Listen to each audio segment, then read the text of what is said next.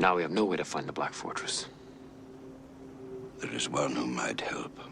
Before streaming existed, before franchises swallowed everything, Hollywood was quietly making the strangest, boldest, most ambitious sci-fi movies ever aimed at kids. And then they buried them. And here's this thing. These 15 sci-fi films you're about to see are now considered lost forever. And that's not a metaphor. You probably caught fragments of these on late-night cable, or on a worn-out VHS at a friend's house, or in the back of a video store you forgot existed. Maybe one of them still haunts you, and you've never been able to find the name. The truth is, an entire generation of sci-fi cinema got erased while you weren't paying attention. These are the 15 incredible lost sci-fi movies you missed as a kid. And by the end of this list, let us know in the comments if you've watched any. Number 15. Short Circuit, 1986. Number 5, stay where you are. The man who designed Blade Runner's flying cars also designed one of the most lovable robots in movie history. Sid Mead, the legendary visual futurist behind Ridley Scott's neon-drenched dystopia, was brought in to design number 5 for Short Circuit. But his original concept was spherical and non-anthropomorphic, and director John Badham hated it. In a tense production meeting, Badham actually got upset with Mead, telling him he kept ignoring the direction the team wanted. The design that ultimately made it to screen came largely from Eric Allard, a robotics supervisor who was hired at just $25 an hour and had never worked on a major film before. He spent one weekend sketching out the entire robot operation, beat for beat, scene by scene. And here's the thing.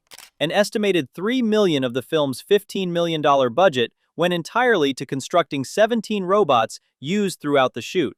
More than 40 robotic builders worked 7 days a week to get them ready. At any given moment during filming, 12 people were simultaneously controlling number 5's body. His arms were operated via a telemetry suit worn on a puppeteer's torso, with separate sensors at every joint translating human movement into robotic motion. Short Circuit opened at number 1 in the United States, pulling in over $5.3 million on its opening weekend across 1,033 screens. It went on to gross over $40.6 million domestically, nearly tripling its budget. Number 14. Cherry 2000, 1987. I told him to stay, Les. Before Melanie Griffith became a superstar in Working Girl, she starred in a sci-fi film so strange that the studio literally could not figure out how to sell it. Cherry 2000 was completed by December 1985. It then sat on a shelf for 3 years. Orion Pictures originally scheduled it for August 1986. Then they pushed it to March 1987, then September 1987. Then they gave up on a theatrical release entirely. During interviews, producer Edward R. Pressman admitted the film was a tough sell. When a reporter asked him what it was about, he fumbled through the description. It's a comedy and a romance, and it's science fiction, and it kind of resembles The Road Warrior. And the art direction has a new wave sensibility. That confusion alone tells you why this thing never had a chance. Behind the scenes, Irvin Kershner was originally attached to direct. When he dropped out, Steve DeJarnat stepped in. The budget was $10 million. Basil Polidorus delivered a thundering score that blended synth and spaghetti western influences. A young Lawrence Fishburne appeared in what would be his first sci-fi role. Brian James, Tim Thomerson, and Ben Johnson rounded out the cast. The total domestic theatrical gross was $14,000. The limited edition soundtrack CD reportedly became a collector's item worth more at resale than the film ever earned in theaters. Number 13. D.A.R.Y.L, 1985. 2 years before RoboCop asked what happens when you put a machine inside a man, D.A.R.Y.L asked the opposite. What happens when you put a machine inside a child? The title stands for Data Analyzing Robot Youth Lifeform. And here's the thing, the film never lets the audience know that in the opening act. It holds that information back deliberately. The budget sat at $10 million. Exteriors were shot in Orlando, Florida, with the fictional town of Barkenton built around real suburban streets. Mountain sequences were filmed in Dillsboro, North Carolina. Then the production flew to Pinewood Studios in London for the laboratory and special effects sequences, and parts of the opening were captured in France. The scenes with all the computers at the military base were filmed in the backstage computer rooms at Walt Disney World's Epcot Center. The film's final act is where it fully commits to being science fiction. D.A.R.Y.L sneaks into a U.S. Air Force base, hacks into a computer to trigger distant alarms as a distraction, and steals a Lockheed SR-71 Blackbird to escape back to his foster family. A car chase earlier in the film was so complex that an entire freeway had to be shut down for the stunt driving. When D.A.R.Y.L opened, the domestic gross came in at just $7.8 million. The New York Times called it merely inoffensive. Number 12. Explorers, 1985. Explorers was supposed to be director Joe Dante's masterpiece. Fresh off the massive success of Gremlins, which grossed over $212 million, Dante had the clout to make anything he wanted. So, he chose a story about three kids who build a homemade spacecraft from a tilt-a-whirl car and fly it into the cosmos. The budget landed somewhere between $20 and $25 million. On paper, this was an all-star production, then Paramount gutted it. Midway through production, the studio underwent a major leadership change. The incoming executives wanted a summer release and moved up the deadline drastically. Sets were still being built while scenes were already being shot. The paint on the Thunder Road spacecraft was literally still wet when the young actors first climbed inside. Dante has said for decades that the studio told him he was done editing and they were going to release whatever he had at that point. The version audiences saw was essentially a rough cut. The third act, which Dante had grand plans for, had to be abandoned so the story could resolve before the credits rolled. Explorers opened on July 12, 1985. One day later, the Live Aid concert drew nearly 2 billion viewers across 150 countries. Number 11. Flight of the Navigator, 1986. The spaceship in Flight of the Navigator was one of the first fully computer-generated reflective objects ever put on a movie screen. The technique was called reflection mapping, and it was so new that the company that created it, Omnibus Computer Graphics, went bankrupt shortly after the film's release. The budget was $9 million. During production, the physical ship props were built from thin, curved sheets of wood over a metal framework, finished with reflective paint. Two full-scale versions were constructed. One of those hulls was later refurbished and currently sits in Tomorrowland at Walt Disney World as the Cool Ship food kiosk. And here's the thing, behind the scenes, the whole production for this film was chaos from the start. Early in production, Viking Film declared bankruptcy, with PSO pushing forward alone. When PSO approached Disney for help with production costs, Disney refused out of fear that the darker tone would repeat the disaster of Return to Oz. They agreed only to distribute it domestically. Then PSO also went bankrupt. Now it was a Disney movie almost by accident. Flight of the Navigator opened and grossed $18.6 million. Not a blockbuster, but not a failure either. Number 10. Batteries Not Included, 1987. The idea for Batteries Not Included was originally too small for the big screen. Initially, Steven Spielberg conceived it as an episode of Amazing Stories, his NBC anthology series. Then he read the script and decided it was too good for television. He then promoted it to a full theatrical release. The story centered on elderly tenants in a crumbling East Village tenement who are saved from eviction by tiny alien spacecraft. The budget was $25 million. But here's the thing, when production started, finding the right location for this film proved nearly impossible. Producers searched for a real tenement building surrounded by demolished structures in New York, Chicago, and Los Angeles, but nothing matched the script's requirements. They eventually built the entire tenement set from scratch. Principal photography began in New York in August 1986, after nearly a year of location scouting. ILM handled the visual effects for the tiny flying saucers, and James Horner composed the score, including a sequence where he choreographed a waltz to the saucer's entrance and danced through the apartment. Elizabeth Pena, Frank McRae, and Dennis Boutsikaris rounded out the cast. Batteries Not Included grossed $70 million worldwide, making it a solid commercial performer. Even the title itself was a marketing strategy. Producers noted that the phrase, "batteries not included," appeared on nearly every toy commercial on television, meaning the movie would get free brand recognition every holiday season without spending a dime on advertising. Number 9. Space Camp, 1986. On January 28, 1986, the Space Shuttle Challenger exploded 73 seconds after launch, killing all 7 crew members and devastating the nation. Less than 5 months later, 20th Century Fox released Space Camp, a family adventure about teenagers accidentally launched into orbit aboard the space shuttle Atlantis. The timing was catastrophic. The film had already been completed before the disaster occurred, But it did not matter. America was still grieving, and no one wanted to watch children in mortal danger aboard a space shuttle, fictional or not. And here's the thing. The original premiere for Space Camp had been planned for early 1986. After the tragedy, the studio delayed it to June, but even that was not enough distance. The production had been fully endorsed by NASA and filmed partly on location at the real U.S. Space Camp in Huntsville, Alabama, using the actual Atlantis shuttle simulator. Filming on the Fox soundstage moved at a crawl, averaging just one shot per day due to intricate set designs and the complexity of coordinating child actors in wire harnesses. The cast was absurdly stacked. Kate Capshaw, Tom Skerritt, Leah Thompson, Kelly Preston, Tate Donovan, and a 10-year-old Joaquin Phoenix in his feature film debut.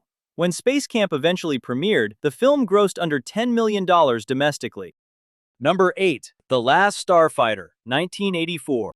Here's the thing. The computer that made The Last Starfighter possible weighed over 5 tons and required liquid coolant pumped through copper tubing to keep it from melting itself.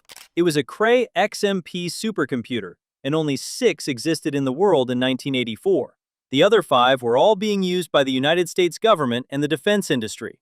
Each frame contained an average of 250,000 polygons at a resolution of 3,000 by 5,000 pixels. Each individual frame took roughly 120 seconds to render. The budget was $15 million. The Gunstar spacecraft and the alien environments were designed by Ron Cobb, who had previously worked on Alien, Star Wars, and Conan the Barbarian. But the heart of the film belonged to Robert Preston, the legendary stage and screen actor best known as Professor Harold Hill in The Music Man. The character of Centauri was written specifically for him and served as a direct nod to that iconic role. The end credits promised a real Last Starfighter arcade game from Atari, but it was never released. The Last Starfighter grossed $28.7 million, enough to turn a modest profit, but not enough to launch the franchise Universal had hoped for. Number 7. The Rocketeer, 1991. During production of The Rocketeer, comic book creator Dave Stevens asked for 1 week to produce a satisfactory design, sculpted a cast of the film's main stuntman's head, and delivered something the studio could not argue with. That fight set the tone for the entire production. The original budget was set at $25 million. When development began in early 1983, the original plan was a low-budget, black-and-white homage to old serials like Commando Cody, but that proved unfeasible. And here's the thing. Screenwriters Danny Bilson and Paul DeMeo were fired and rehired by the studio on 3 separate occasions over the course of development. This led to rewriting material that had already been rewritten, reinserting scenes that had been thrown out years earlier, and removing dialogue that executives had wanted gone months before. Nearly every bankable actor in Hollywood was considered for the lead role. Kevin Costner, Dennis Quaid, Kurt Russell, Johnny Depp. Disney wanted a star. Johnston and Stevens fought to cast the unknown Billy Campbell, and the studio reluctantly agreed. The Rocketeer opened and grossed $46 million domestically, falling short of its inflated budget. Number 6. Return to Oz, 1985. Walter Murch was one of the most respected editors and sound designers in Hollywood. He had shaped the sonic landscapes of The Godfather and Apocalypse Now. But Return to Oz was his first and only time directing a film. Murch was meticulous, visionary, and operating in a system that did not trust his instincts. Just a week into filming, Disney executives panicked over the budget and Murch's slow, deliberate shooting style. They fired him. Murch then reached out to George Lucas, Francis Ford Coppola, and Steven Spielberg, all of whom convinced Disney to rehire him, with Lucas even offering to take over directing if needed. Murch returned and completed the film. During production, Disney had to pay a large fee to MGM just to use the ruby slippers created for the 1939 film. The slippers were handmade with Austrian glass beads, and the heat from stage lights often melted the glue, causing beads to fall off mid-scene. Fairuza Balk moved around so much that the costume department eventually told her to only wear them when absolutely necessary on camera. Budgets were cut, and several set pieces had to be left out entirely. This was not the Oz anyone expected from Disney, but it was the Oz that L. Frank Baum actually wrote. Return to Oz grossed just $11.1 million against its $28 million budget. Critics praised the visuals and the faithfulness to Baum's books, but attacked the film for being too dark for children. Number 5. Enemy Mine, 1985. Here's the thing. Enemy Mine began production in April 1984 under Richard Loncraine, filming on location in Iceland and Budapest. After just weeks of shooting, 20th Century Fox shut everything down. The dailies looked wrong. Creative differences between Loncraine and the producers had spiraled. Fox now faced a brutal decision: absorb the loss or commit tens of millions more with a new director. They chose the latter. Behind the scenes, Wolfgang Petersen was brought in to salvage the project. The budget exceeded $40 million. During production, Gossett Jr. spent 3 hours each day in the makeup chair having the Drac prosthetics applied by Chris Walas and his team. The alien language he spoke was created from scratch, built from Russian words pronounced in reverse, and the distinctive gargling vocalization that defined the character came from Gossett himself. He told Petersen it would add a good touch, and it became one of the most memorable vocal performances in sci-fi history. The volcanic exterior scenes were filmed on Lanzarote in the Canary Islands, at the Montañas del Fuego National Park. The studio even insisted on adding a subplot involving a literal mine because executives feared audiences would not realize the title was a possessive, as in my enemy, rather than a noun. Enemy Mine grossed just $12.3 million against that $40 million budget, a devastating loss. But in the Soviet Union, it became the first Western sci-fi film to receive a theatrical release. Number 4. Krull, 1983. Peter Yates spent nearly a year in pre-production on Krull, endlessly storyboarding and designing set pieces with production designer Stephen Grimes. And here's the thing, before a single frame was shot, Columbia Pictures had already organized a contest in which 12 real couples competed for the chance to get married in Krull costumes on a Hollywood soundstage. The studio had planned this promotion before the film even opened. They were that confident. When filming began, the crew occupied 10 soundstages and constructed 23 different sets. The legendary 007 stage was transformed into a gigantic exterior swamp, complete with a working quicksand mire. The budget landed around $30 million. The cast was largely British, and buried among the supporting players were two unknowns named Liam Neeson and Robbie Coltrane, both in very early screen roles years before Schindler's List and Harry Potter would make them household names. The lead actress, 18-year-old model Lisette Anthony in her film debut, had her entire vocal performance replaced in post-production. The producers wanted the princess to sound more mature, so American actress Lindsay Krause dubbed over every single one of Anthony's lines. Krull grossed just $16.9 million against its enormous budget. The estimated total loss exceeded $33 million. Number 3. The NeverEnding Story, 1984. When this film opened, Michael Ende, the German writer whose 1979 novel The NeverEnding Story had become a literary sensation across Europe, was so disgusted by Wolfgang Petersen's adaptation that he attempted to legally disassociate himself from the production. He felt the film trivialized his work by adapting only the first half of the novel and stripping away the philosophical depth that made the story meaningful. The lawsuit failed, and Enda's name remained on the credits. Behind the scenes, the production itself was the most expensive film ever made outside the United States at that time. The budget reached $27 million American dollars, breaking the record set by Petersen's own previous film, Das Boot. On set, more than 200 specialists worked at the Bavaria Studios in Munich, where the crew built one of the largest blue-screen stages of the era, measuring over 30 feet by 100 feet with specialized high-frequency fluorescent lighting. The Falkor puppet alone was over 43 feet long and required an entire team of puppeteers to operate. Noah Hathaway, the 12-year-old who played Atreyu, endured serious physical risks during filming, including being thrown from a horse. The special effects director Brian Johnson later admitted that working with Hathaway was difficult, praising Barrett Oliver's reliability as Bastian by comparison. The NeverEnding Story grossed approximately $100 million worldwide. In France and Japan, it was the highest-grossing release of 1983. Number 2. Labyrinth, 1986.